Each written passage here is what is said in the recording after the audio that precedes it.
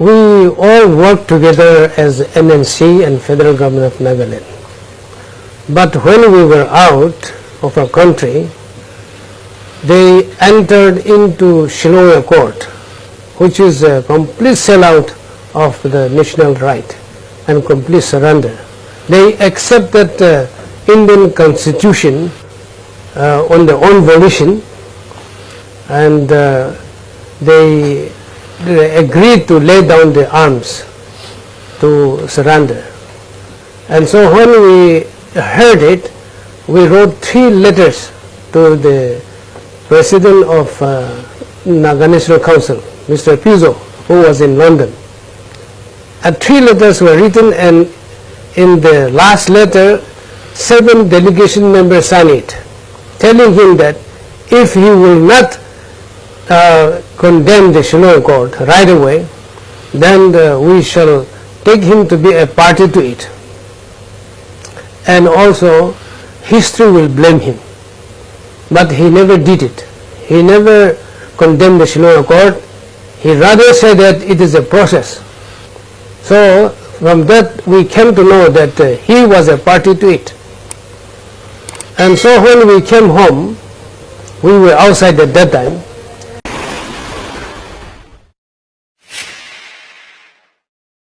In May 1951, the NNC launched a plebiscite in Nagaland, which resulted in 99% of all Nagas endorsing complete support for an independent Nagaland.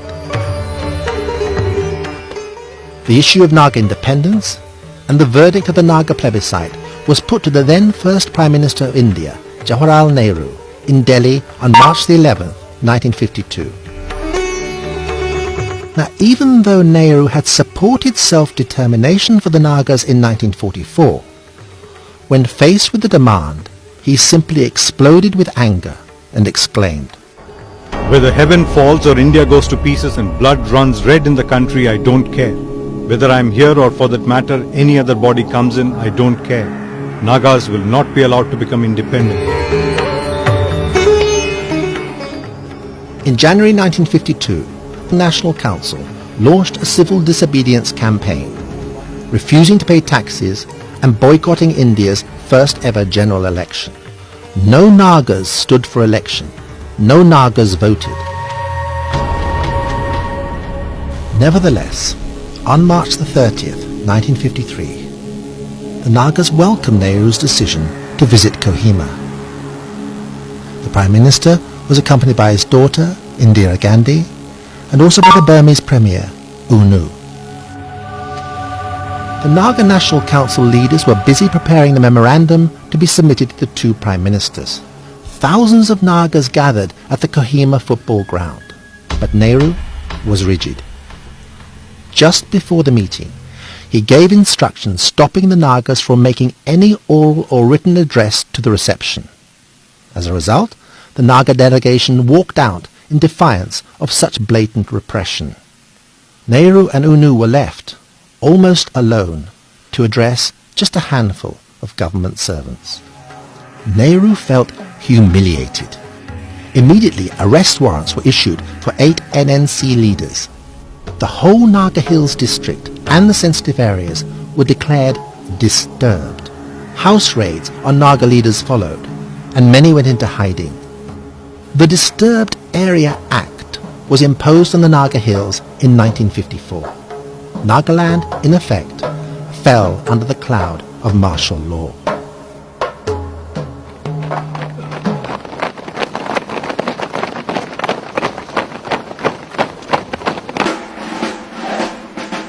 Realizing the danger of armed repression, on August 10th, 1954, Piso entered into agreement with the leaders of Free Nagas and formed the Naga Country Guard to oppose the Indian armed forces.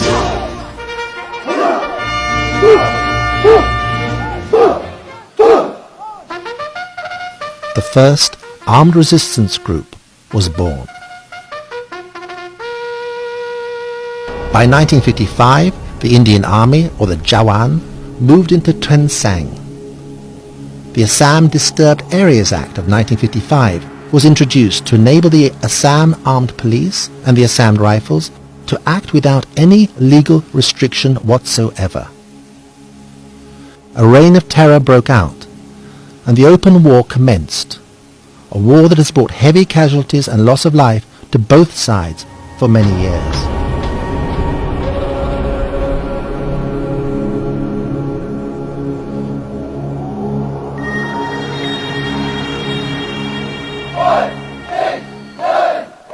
On the 22nd of March 1956, the Naga National Council inaugurated its federal government of Nagaland, known as the FGN, an armed opposition movement, and amalgamated with the Naga Home Guard, soon to be known as the Naga Army. In 1956, the fighting intensified between the Indian security forces and the Naga resistance. Churches were burned, villages razed, aircraft were used to bomb and harass the Nagas. Women were raped, and they continue to be molested. Even places of worship were not spared from the violations. Bible Hill, for example, a Christian mission center in Fort Kohima, was occupied by units of the 14th Assam Rifles. They burnt the Reverend Pelesto Chase, the head of the center, to death. And between 1954 and 1964, innocent villagers were arrested and confined in Indian jails and concentration camps. Many died, others were simply mutilated.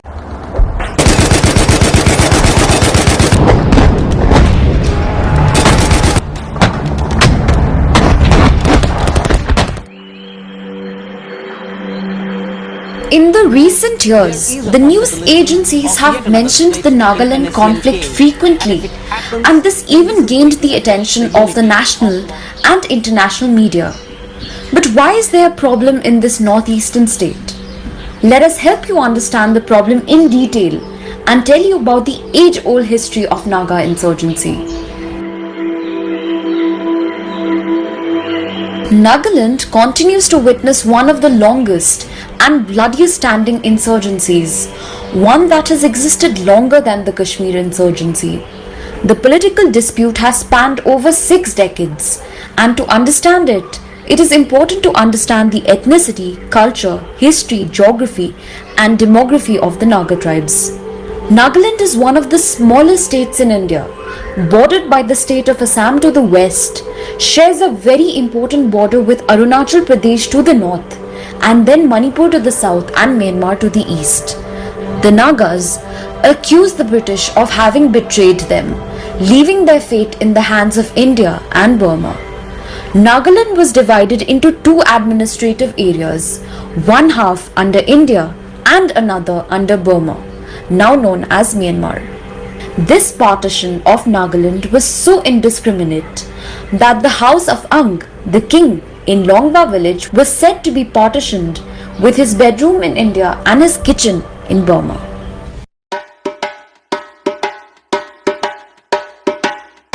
Nagaland's demand for permanent peace has shaped a common political and cultural identity. At first, the state was never part of British India, and Indian cultures and religions have been alien to them. It was only the British missionaries that introduced Christianity to a region that practiced a multitude of folk and animist religions genealogically distinct from the practices common to India. The British first entered the Naga Hills in 1832 under an expedition led by Captain Francis Jenkins and Lieutenant Robert Boyle Pemberton. The Indo-Naga conflict has been one of the most complicated conflicts confronting post-independence India. During World War I, the British India government sent about 2,000 to 3,000 Nagas as part of the Naga Labour Corps to work in trenches as labourers and porters. When these men returned, they arrived with an awareness of common identity and culture that eventually led to the establishment of the Naga Club in 1918 in Kohima. 17 Naga tribes and 20 more sub-tribes united under the Naga National Council (NNC) in August 1947 to protest and demand an independent Nagaland. On August 14, 1947, the Nagas declared independence, and by 1954, the Indian Army moved into the Naga Hills. Still deeply affected by the violent partition of its northern reaches, Indian leaders were against any further partitioning of the country, which compounded the plight of the Naga independence struggle. Nagaland finally became the 16th state of the Indian Union in 1963, before which it was a district of Assam. Even within the Naga leadership, there was a huge difference in ideology among Angami Zapu, 𝘕𝘢𝘵, T. Sakri and J.B. Jasoki. 𝘕𝘢𝘵 was a hardliner, while Sakri and Jasoki preferred a non-violent resolution. In this intense struggle of ideas, the very ethos that Nagaland stood for was destroyed, spiraling into a conflict that has continued for over 6 decades, the longest independent movement of its kind in the Indian subcontinent. By the mid-20th century, several rebel groups operated in Nagaland, including the Naga National Council (NNC), National Socialist Council of Nagaland (𝘕𝘢𝘵), National Socialist Council of Nagaland (KHAPLANG), Naga Federal Government (NFG), and Naga Federal Army (NFA). On September 6, 1964, the Suspension of Operation Agreement AGSOP was signed in the hopes of finally reaching a peaceful solution. Rebel groups such as NNC, NFG and NFA were declared unlawful associations under the Unlawful Activities Prevention Act of 1907 and banned by the Centre in 1972. The South Asia Terrorism Portal reports that security forces started an extensive counter-insurgency operation, worsening the conflict further. On November 11, 1975, the Shillong Accord was signed between the centre and a section of the NNC and the NFG. The agreement necessitated both groups to accept the Indian Constitution and surrender their weapons. However, a group of about 140 activists of the NNC who were in China for training rejected the Shillong Accord and formed another splinter organization calling themselves the National Socialist Council of Nagaland (NSCN) in the Burma region in 1980. At the time, NSCN had gained immense power in Northeast and became a dreaded organization. At the same time, internal conflicts among Naga tribes over regular violent clashes and killings split the NSCN further in 1988 into NSCN-IM and NSCN-K. The NNC itself began to lose significance and the confidence of the people. Once 𝘕𝘢𝘵 died in London in 1991, NSCN-IM went on to become the mother of all insurgencies.